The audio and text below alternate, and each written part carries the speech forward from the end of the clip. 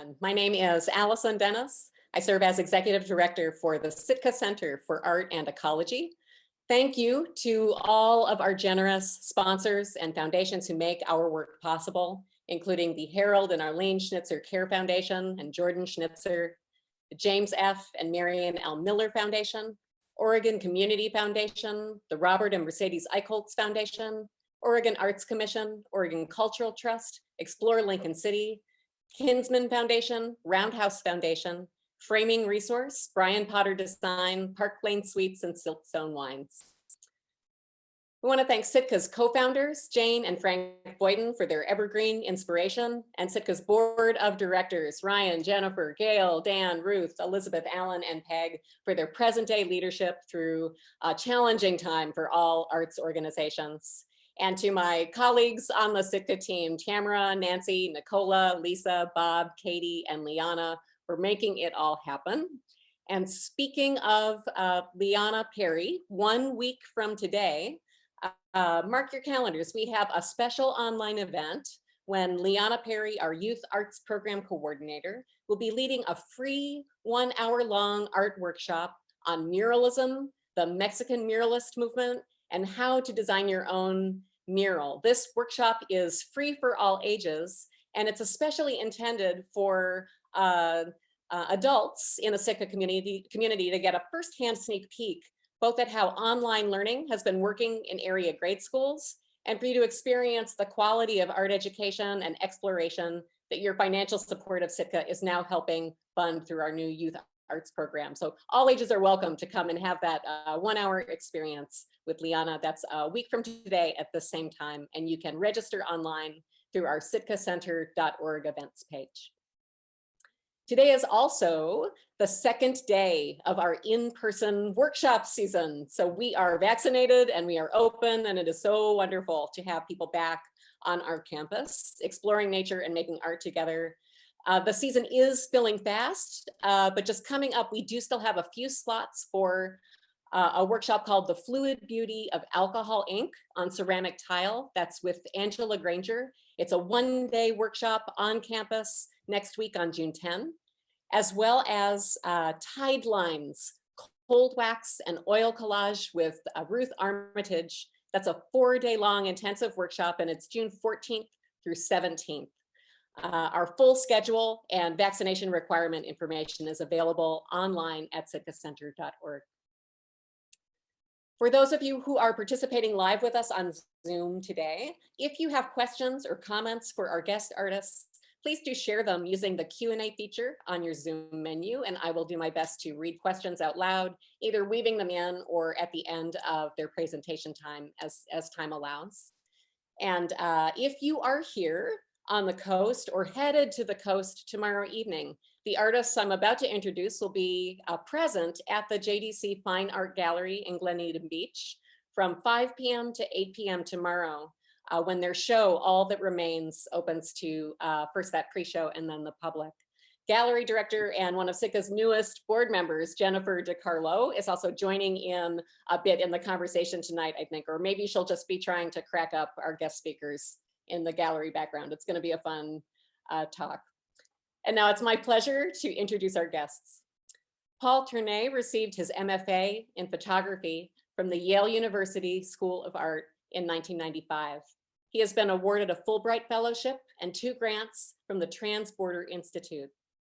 He's most celebrated for work along the US-Mexico border, including Tierra Brava, Bajo la Luna Verde, and Estamos Buscando A, which has exhibited predominantly across the southwestern United States and Mexico.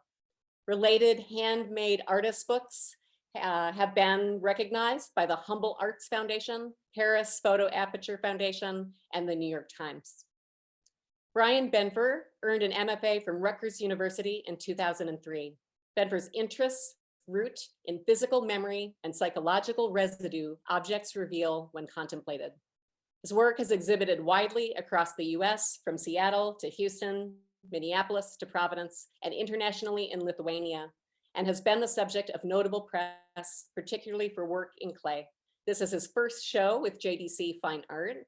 We look forward to hosting both Brian and Paul in residence at Sitka this weekend in conjunction with their exhibit opening. So will you please join me wherever you are and make some joyful noise to help me welcome Brian and Paul to Sitka. Brian, as I hand things over to you, I understand that this exhibition took different iterations before crystallizing. Just kind of preparing for today and exploring your practice, it looks like the presentation of your work together has kind of been a long time in the coming. So I'm really looking forward to hearing more about how you came to know each other and how your individual practices inform one another's work. So welcome, and we'll hand it over to you. Just an extra welcome to everyone virtually. We do hope you can join us tomorrow at the gallery. The artist will be here with me from 5 to 8 o'clock. So from there, I'll just turn it over. It's a big matter of pride to have you guys here and to show your work and all of its thoughtfulness. So I'll turn it over to Brian and Paul. First, we want to thank Sitka and Alison and Cameron for meeting with us and getting us all set up for today. And it's a pleasure to be with y'all. And we also want to thank Jennifer for hosting the exhibition. It's been quite an endeavor to get organized and get set up. So we thought that we're going to break up the discussion in kind of 3 parts. We would encourage you all to use the, Alison, I guess you called it what, a Q&A function? So, yeah, in the chat. Both Brian and I teach, and so we're very familiar with the Zoom machine and all of its fantastic features. Wonderful platform. Yes, it's awesome. So we'll be doing some screen sharing of some work, and then also you'll get to see us talk and interact, and that's always kind of curious. We typically get together on the Zoom at 4 o'clock on Thursdays anyway. We usually don't have an audience, which is okay. It's nice to have you all. It's good to, I can't see it, so, but I'm going to assume you're out there. So we'll talk about some older work, some work that's been in progress, and then we'll talk about the show. Anything you want to add? No, let's get jumping. Get jumping. Yeah. So we're going to get jumping. We thought about exchanging seats every now and then, but we won't do that on you. My name is Paul Turounet, by the way. So I'm the other person in the show. That makes me Brian by default. So We can switch that up too. It's I-A-N, often spelled. Brian? Yeah. Yeah. So I guess what I'll get into before we do some screen sharing, how Brian and I kind of came together, yeah? And it maybe what, six years ago, something like that.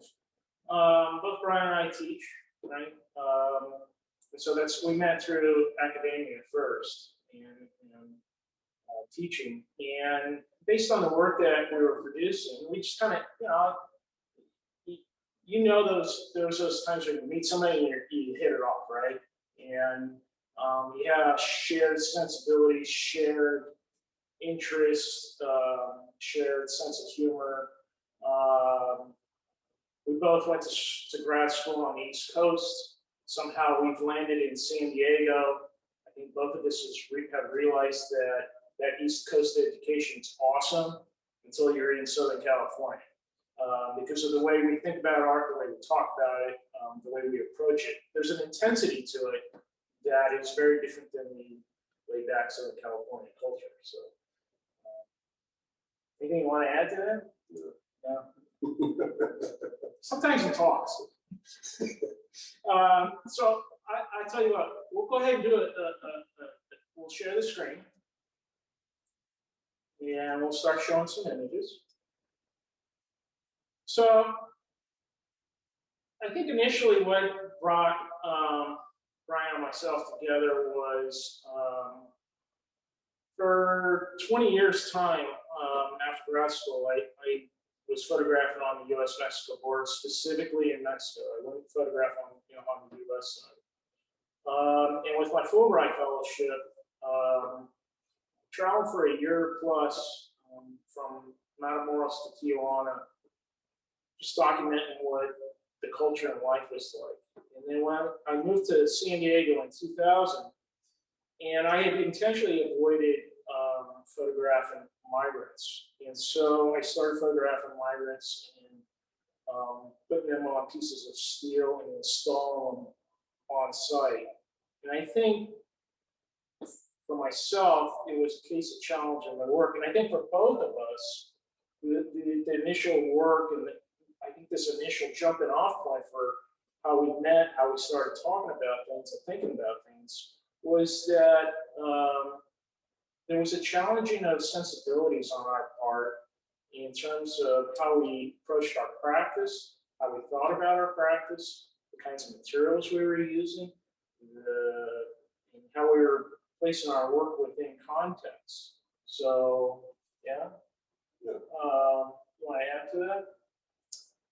I think early on for both of us, probably one thing we came to the realization of was that how can the field be challenged, or what are the parameters that are pre-existing in terms of how we think about the work, how it should be viewed, how you interact with it. So something like play specifically, 20 plus years ago when I first started doing it, it had a very different sort of base, I guess, or approachability, or a format that was sort of accepted by the field.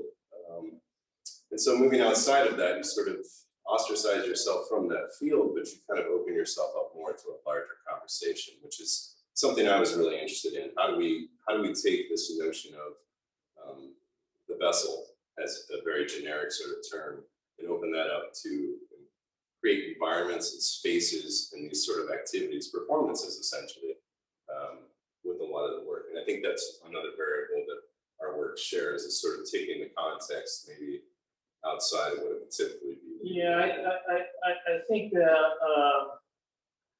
I think the idea you bring up this idea of ostracize, right? And that we're practicing in the field of study and really challenging those conventions of what it is and what it could be, yeah, and literally where it's taking place. So, and that's what's curious is that we've done things that are on site, and then we've done things within the structure of the institution, and yet challenged that space and that place to activate it so that it's not just the four walls of the institution, but it's engaging in an experience for the viewer and the participant. And I think both of the works, I think one thing we found a common thread with is that, you know, ceramics, for example, would normally exist on a pedestal. Photography would normally be framed on a wall. Guess what's in the show? A little bit of both. A little bit of both. But yeah, I think these were two pretty common threads that we shared and discussed at length, and really sort of appreciated each other's approach to our respective disciplines, which was a nice sort of coming together. Yeah, I think what really brought us together was I met Brian at the time I had built a large installation of the border wall in the Museum of Contemporary Art at Tucson. I had done some other installations as well, and seeing your chalkboard, your chalk series on the wall, and how you're activating the space in a very different way. It's that you're not accustomed to, and using materials in a very different way. I was drawn to that. I'm drawn to artists that are really thinking about the psychology of the space, the need to activate it so that there's an experience, and a lived experience, not just to look at it and see it, right? So I think with both of these, with the works, especially with this, yeah, with your series, and you can speak more about it, I think it really was to challenge that space in a very deliberate, physical way. I mean, there's a physicality to the work that you're not accustomed to seeing. And this series specifically was about, it was almost like an archaeological dig in a very formal space, whether it be academic, gallery, etc. Right? So this was a way to sort of show the history of the space, of sort of delving into the depths and the layers. Because the irony is that every time an exhibition space closes, puts in a new artist, we fill the holes, we paint the walls, we hide the history. So how do we sort of give homage to this, to the artists there prior, to the history of the thing? But these also became larger conversations related to, they extend even into the idea of murals, graffiti, right? The billboards, pixelation from the television that we, those of us that are over whatever age, all know what that looked like. And I think the generations after us, you know, from HBO, they still start there. And I would love free HBO if you're listening. This is not an intentional plug, but anyway, It is an intentional plug, and since this will be on, I guess, YouTube. We'll start doing marketing now for our sponsors. We have a just a really practical question about one of the images you just showed. I think it may have been the steel wall, but it's just a question about how do you affix your work to those wall installations? So with the wall installation, the photographs originally were riveted to the border wall on the Mexican side where I had made the photograph. And the first time I did it, I was drilling the holes in the wall. It was a little nerve-wracking because I'm like, I don't know whose property this is because I'm in Mexico, but the US put it up. And at that point, I didn't really care. But then the Tijuana police showed up, and then I got a little nervous, like, uh-oh. And then when they saw the picture, they go, wow, that's really beautiful. Like, keep going. So I felt good about that part. So I kept drilling holes. And I ended up drilling 8 holes for that picture and riveting it. And I'd always peek through there'd be little gaps in the wall, see if the border patrol was paying attention. So they were originally riveted to the wall, and then I took some of them down eventually. And then for the one that was the installation at the Museum of Contemporary Art, it was magnetized. Those images were magnetized. So I think what we're going to, the next part was to discuss the work in a manner that, yeah, so these are the ones that are magnetized.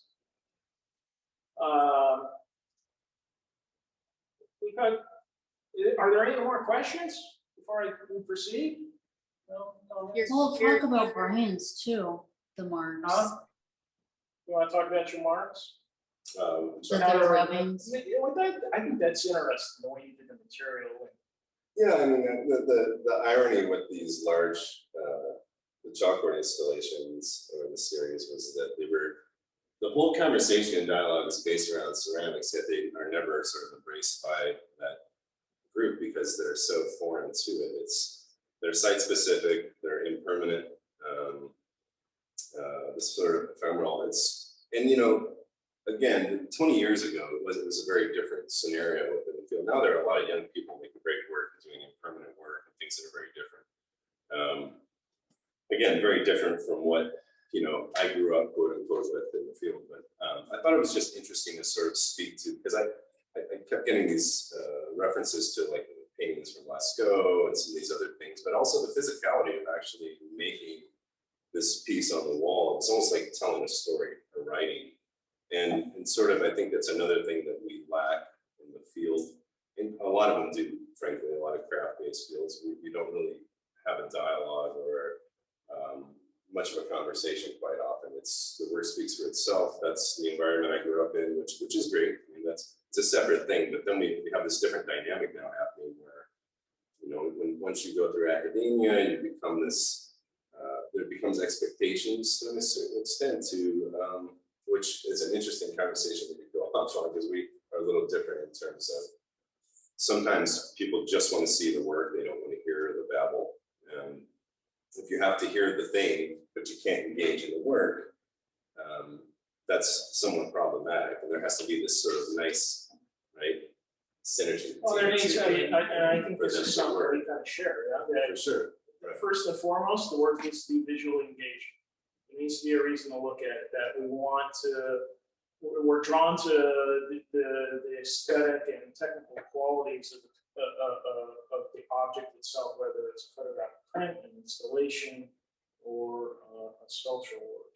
And that helps delve into, talking about conceptual frameworks, emotional responses to it, and more prolonged thinking about what the work might mean for somebody that's experiencing it. Because let's face it, everyone's going to experience the work in a very different manner based on what they bring to it, right? So we thought this might be a good segue to move into some other things that we've done in terms in thinking of, because we're kind of talking about how we make these gestures, and they reflect memory, and they reflect place, and they reflect history and culture.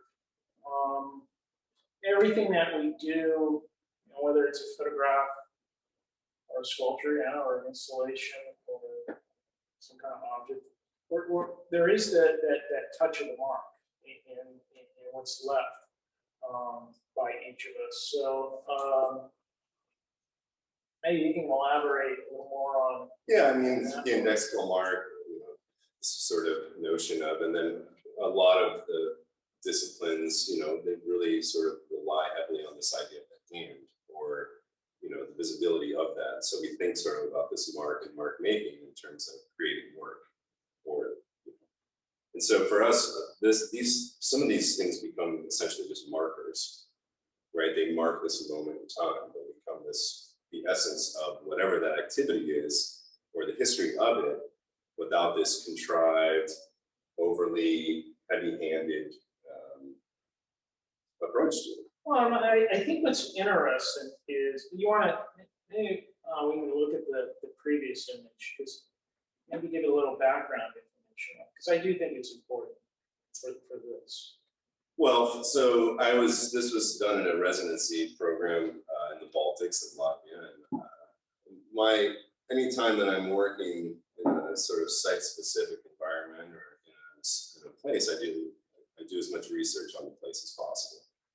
I don't go in and just create the work that I make when I'm at home, basically. So I seek out things that sort of are in line with my mindset, the way that I'm thinking about things, and I utilize that as sort of a stepping off point. This was based around a history of water mines that had been left after the Second World War in the bay, and the entire area there was based on the fishing industry. And so this notion of these people can't even utilize their own region for what essentially sustains their economy was a little ironic to me. And the image we're looking at is basically on the right side, it's this natural form sort of cavity at the end of this parking lot where the ambulance station was at. And it's the exact same physical sort of shape that you would get from what they call an undex, which is an underwater explosion, which is what would happen if a submarine or boat hit one of these underwater landmines.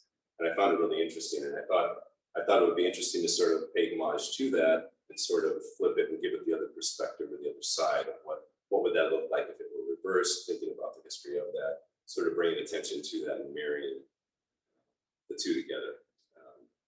So I think what's interesting about some of the work that it's not like we get together at 4 o'clock Zoom and talk about this stuff. We're usually enjoying our beverages, but what's interesting is when we do in our conversations, and particularly when we're out making our work, thinking about our work, there are a lot of things that are crossing over. The idea of marks, what's taking place within the landscape itself, and whether it's a marker that's been made by somebody and further elaborated on, like the previous work, or they already are pre-existing. For the past couple of years, I've been photographing and working in the Permian Basin, which is the largest oil and natural gas reserves in the United States. And what I initially was drawn to was each of how these oil, I've been photographing specifically the oil pump jacks, because I see them as this monument of an economy, of a time that's going to be going away, right? And with the recent election, the change, the desire for green energy and a green economy, these things are kind of functioning that they have a very sculptural quality to them. They're very beautiful. But they also represent something, show something that is, you know, problematic and is an issue, and very much like the cavity parts. A lot of the conversations we've had have also, dealt with the idea of just physical residue from these events. And so a lot of my work, I think I really tried hard at a certain point, at least in the last decade, to take what was this sort of very self-indulgent practice. It's me, that whole, which is, I think, there's two veins that people work in, I think, primarily. One is that they're working towards their own sort of gain or causes or whatever agendas, right?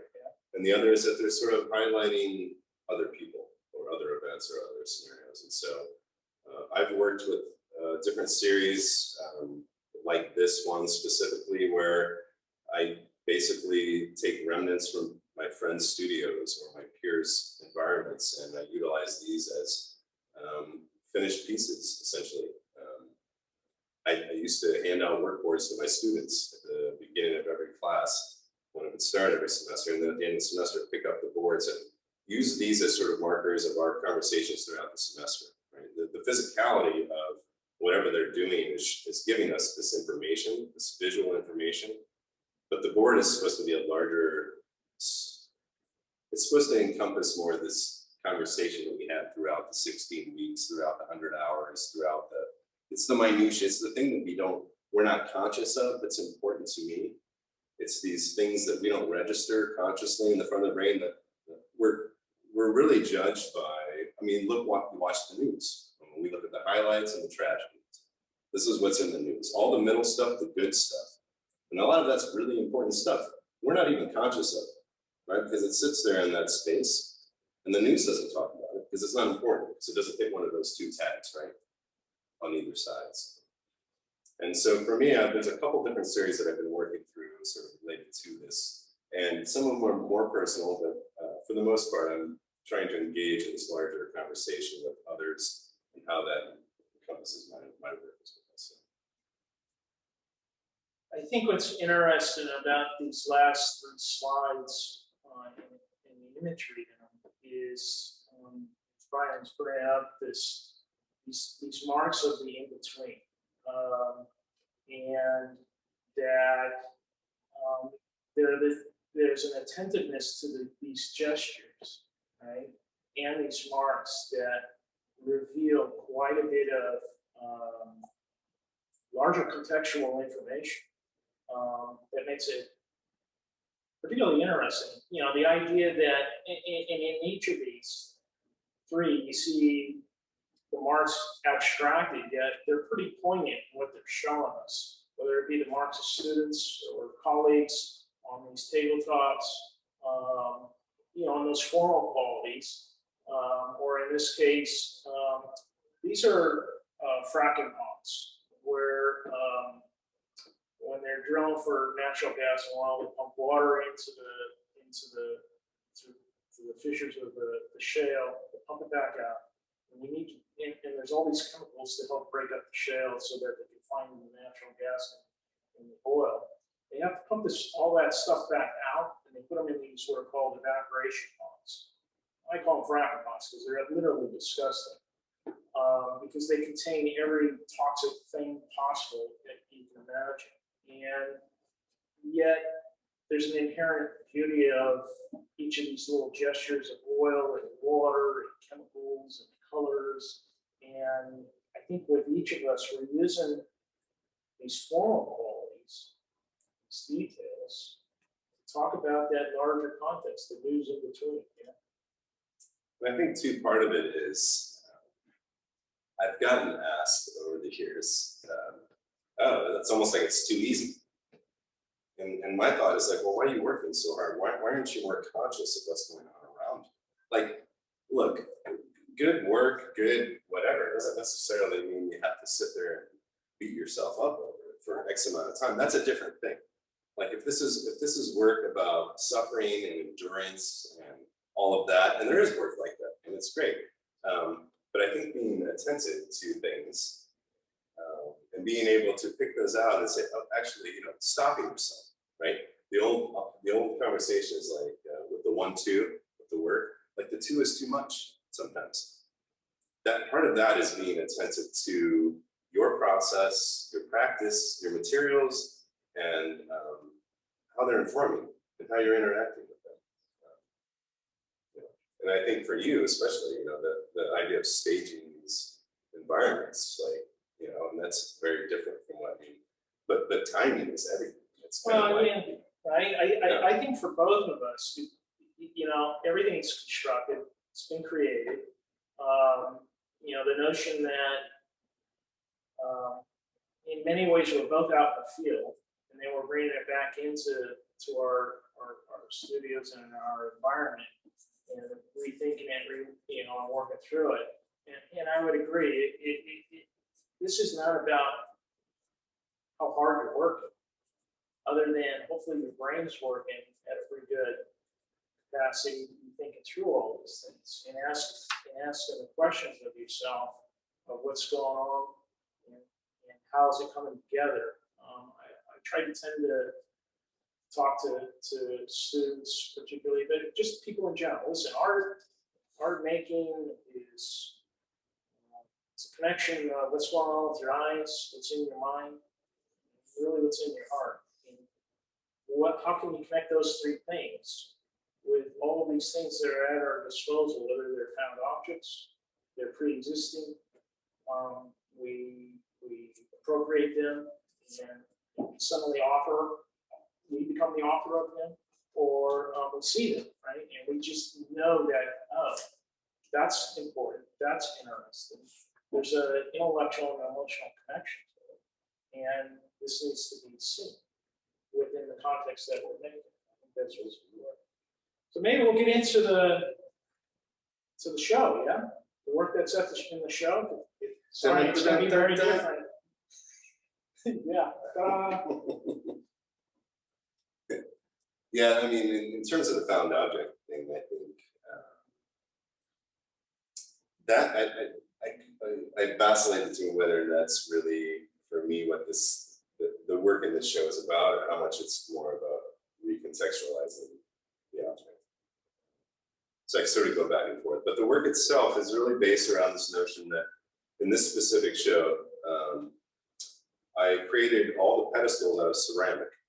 And all of the objects that exist on the pedestals are non-ceramic. Objects that I have found or worked with or spent time with or have a history with me or another person. And so I've sort of flipped it because this whole notion that the pedestal is there for the object, right? And the ceramics 9 times out of 10, more so probably, is on the pedestal. Because I thought would be kind of a funny, okay, I'm just going to flip this upside down, kind of change the context of this a little bit.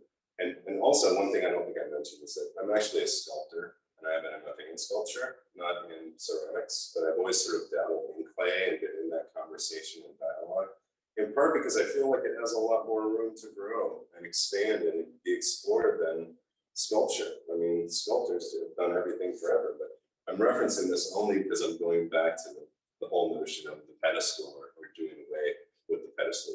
Artists like Brancusi and some of these other people that said, the object exists on its own, we need to eliminate that as a variable, etc. So I think what was interesting about when we pulled this work together, it continues to be an extension of these marks, history, and so 3 of the photographs that I'm sharing with you all today, I've been for the last, in addition to doing the oil work and other things, been traveling around the United States pre-Trump and kind of photographing, the last 5 years of what my reaction and response is to that history and into the current American temperament, right? And so this is the 3 photographs I'm sharing with y'all are, this is from Wounded Knee. Where there was a horrific massacre of Native Americans after, it was in response to Custer's last stand. Right? And what I've become interested in is how each of these places and they have their own mark as well. What I love about this photograph is there's the work that I've been making now is much more subtle. It's quieter in tone. It's nuanced. And I love how this was really a quiet moment out there, and it was nice to see the way the grass was blowing. So there's a little bit, you can maybe hard to see on the film, but the gesture of that slight breeze touching the grass and flow of the clouds, and so there is a quietness to it because it's a small place, right? I mean, hundreds of people were massacred, yet this field, it's an important place, right? We all have we have these markers of 9/11. We have markers from school shootings. So this was just another gesture of that marker. Psychological markers too. Psychological right? markers. I mean, we have things that aren't visible as objects or as catching. Yeah. I mean, how many times have you taken a photo and you're like, damn, it doesn't look nearly as good as the actual thing. The actual place actually. Right. And I don't know. I think there's a little different variable when you're in a controlled setting. When you're actually fabricating or making something. So for me, again, going back to the past, it's a very controlled, but then these other objects sort of exist, and they kind of do what they do, and they don't really have but figuring out ways that they sort of make sense together, for me, has been an interesting part of that process. So this is from the Manzanar War Relocation Camp of the Japanese internment during World War II. And what's been interesting, I'm very interested in the idea of how the idea of sculpture, creating something on site in real time, becomes a performance. So each of these origami cranes, they're actually placed in the tree. And it was my way of creating my own little memorial of my experience and what I was feeling there.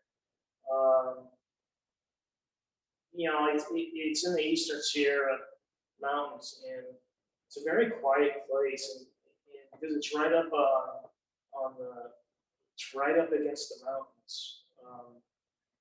All you can hear is the breeze and feel the breeze, right? And I like the idea of putting these cranes within the structure of the place.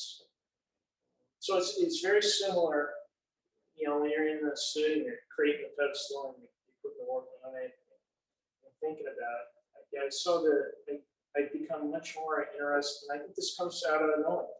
And we talk and I see things and we share ideas, and it becomes a way to inform my own practice.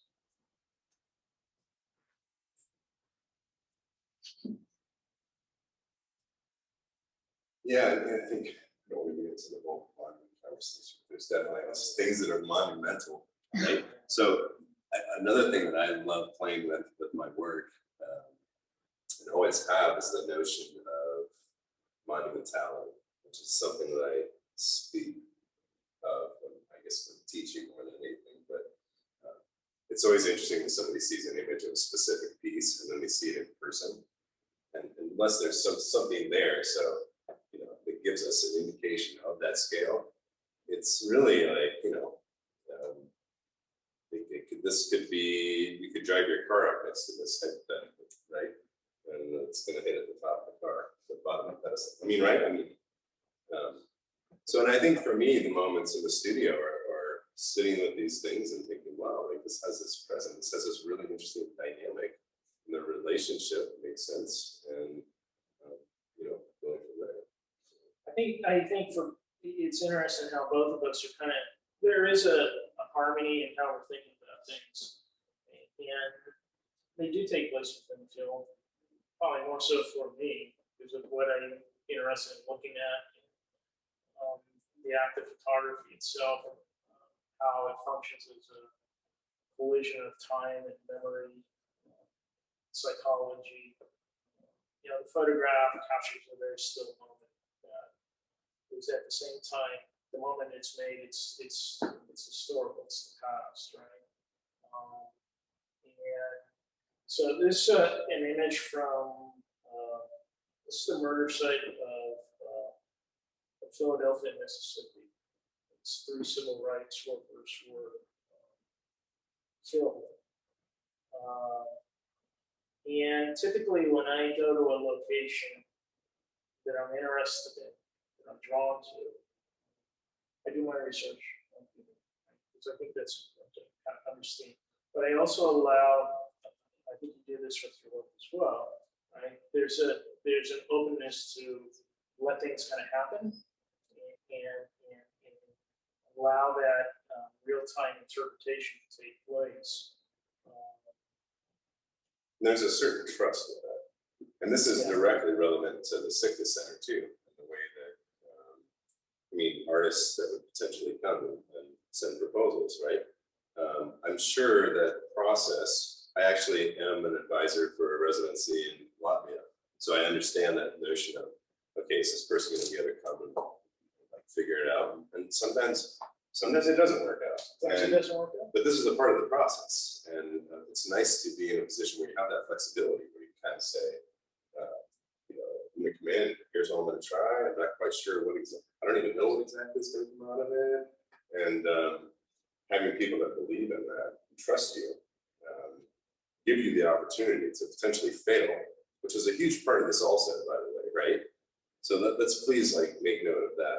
Yeah, I think in sharing all this work, there's the notion of, oh, these two guys got it all figured out. And I would probably propose that it's actually the opposite,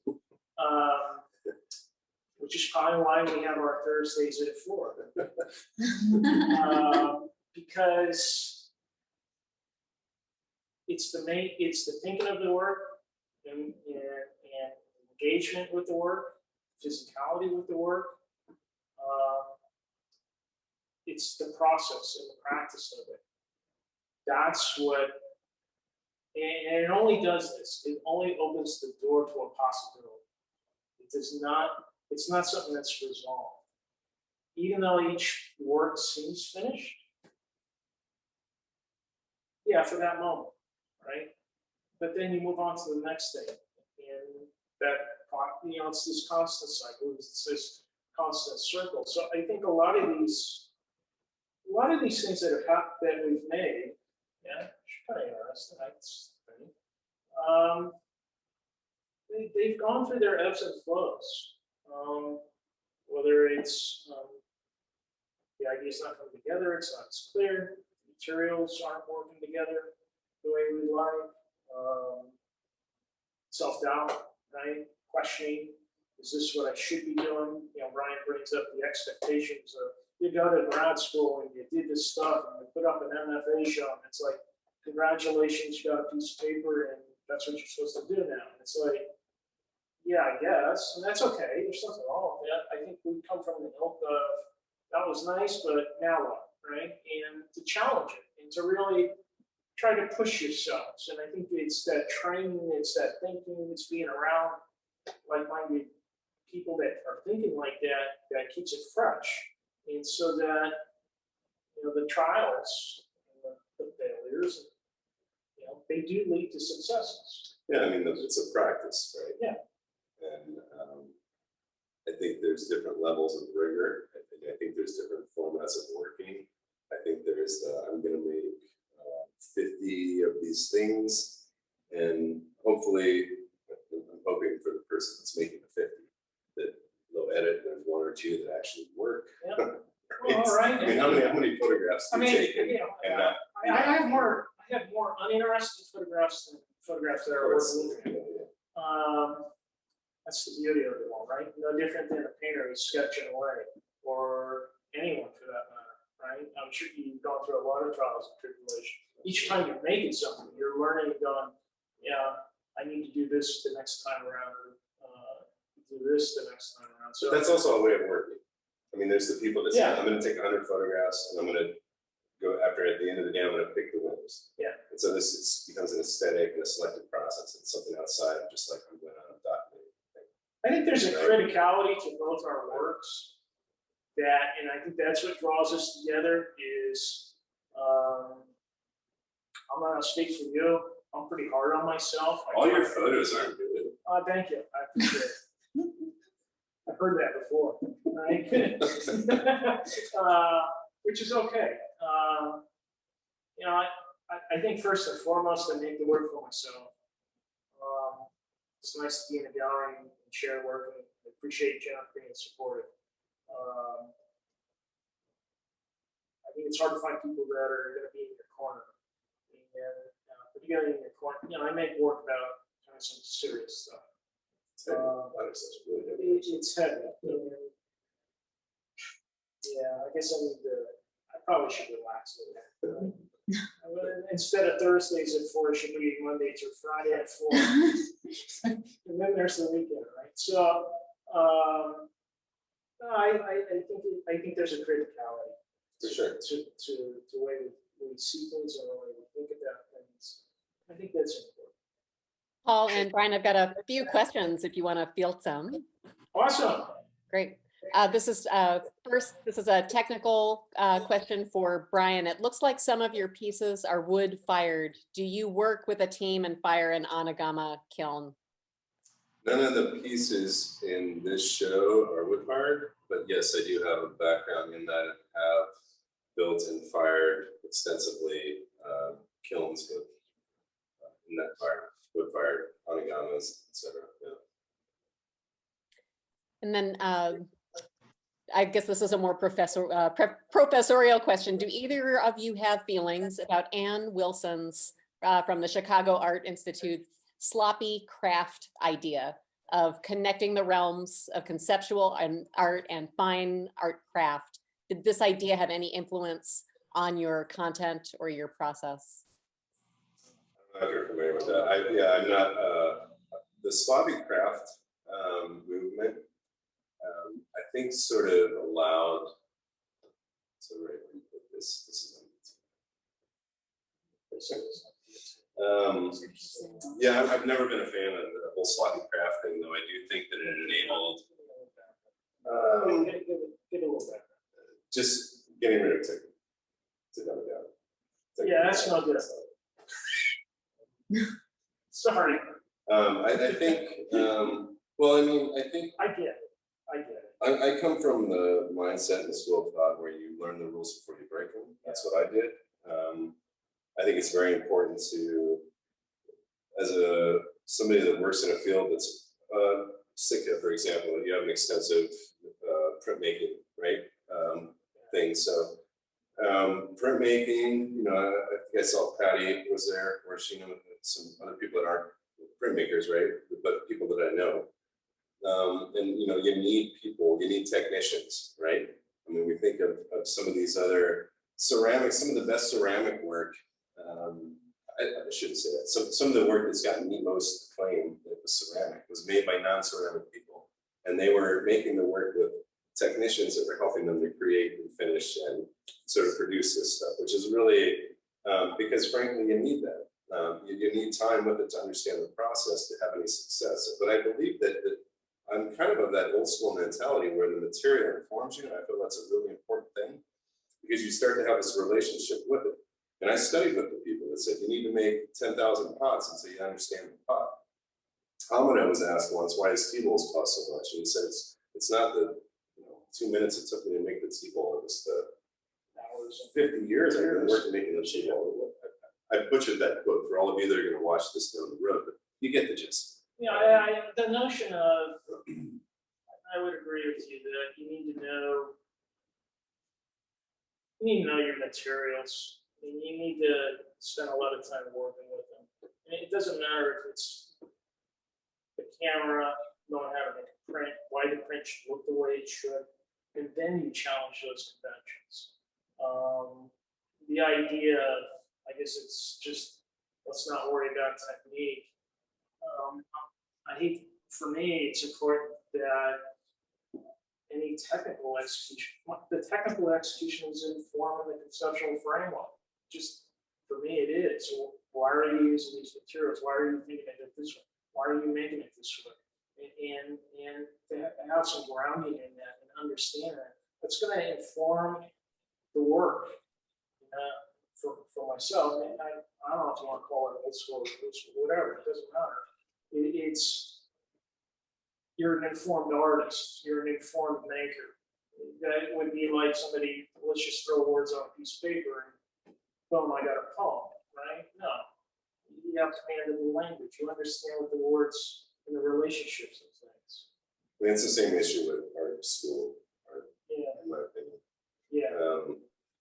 It just seems like it's lacking something for me quite often. And then I have to be convinced by the dialogue, by the story, by the whatever accompanies it to think more about it, which I think we talked about at the beginning of this. Like, I want to be interested in this thing visually and be brought into it. And then like the story makes it more interesting. Instead of, you got to rely on the story and you're like, well, it's kind of a really bad, just like spattering of, like, yeah. And I don't know, I guess I'm biased because I grew up in a little town in the middle of nowhere, Midwest, and you had to work. Like, you just work. And like when you work, you figure out how to use the tool. And the more you use the tool, the better you get. I think we're both blue collar guys. And there's no cutting corners. Like it's just time and energy. You can't. There's no way to call it. So. That didn't answer. So sorry, that didn't answer the sloppy crafting fully, but I appreciate the questions. I've got a kind of a big picture question about markers and then a specific question about markers. So the first one, when I think about markers, I think about geographic markers, markers in time.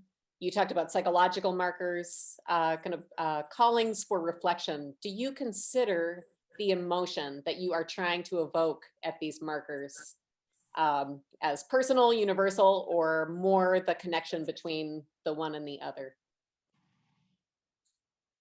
I think for myself, like when I'm in these locations making the photographs, for me, it is an emotional response. I don't think the photograph is capable of delivering a universal response.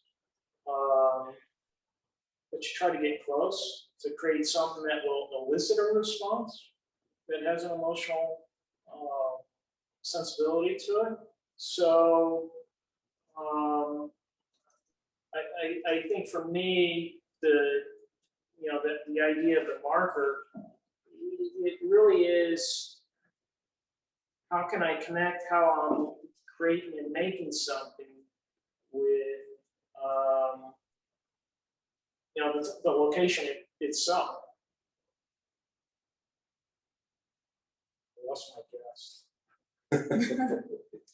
And then a specific question, is that a piece on the table pedestal between the two of you? If so, what mark of time does it represent for you? And does that change when the piece itself is moved or transported? So yeah, it's one of Brian's pieces. We can't really tilt the camera. We can't tilt the camera so you can see it. But it did work in relationship to the photo. You want to tell them what it is? Tell us about it. Yeah, so this was a series, so I collect things, right? I don't want to get it off because we're not going to have time to get into a lot of these separate conversations. Unless you come tomorrow. Right. So,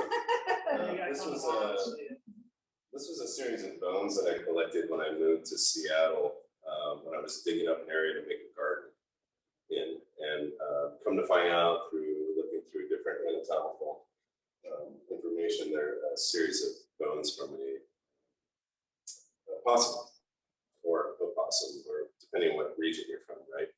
Or what's the other word?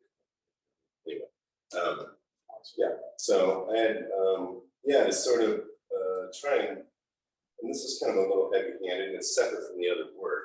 So it's kind of an interesting question. I kind of baited in on this. These were actually processed and fired and very ceramic-y in terms of their handling. I dipped them in slip so that it would sort of kind of retain some of the boneness. I put them on an industrial shelf, and I sprayed with a glaze over the entire thing to get them to lock on and to provide some permanence that you wouldn't have if it were just a standard sort of laying this out as a, like the Natural History Museum of Brian. Yeah, that's what they're feeling. Yeah, they have that vibe. Kind of feel cliche in that sense. Thanks. My stuff was so heavy. I was building I was making a garden. My home. This is my burning question. There's just a serendipity to the youth workshop lesson that we're doing right now in area schools, and some of your place-based work and Mexico border work for you, Paul. So I'm curious, if Sitka's youngest artists were tuning in right now, what advice do you both have for them about how you approach the public art making process or place-based work? Brian, you talked about doing as much research as possible about a place or a site. What other advice would you have for the next generation of public artists and place-based artists? I'll be short with this. I'll let Brian pick it up. I guess for me, I think you have to experience the place. You have to spend time there and literally just sit in the space and just absorb.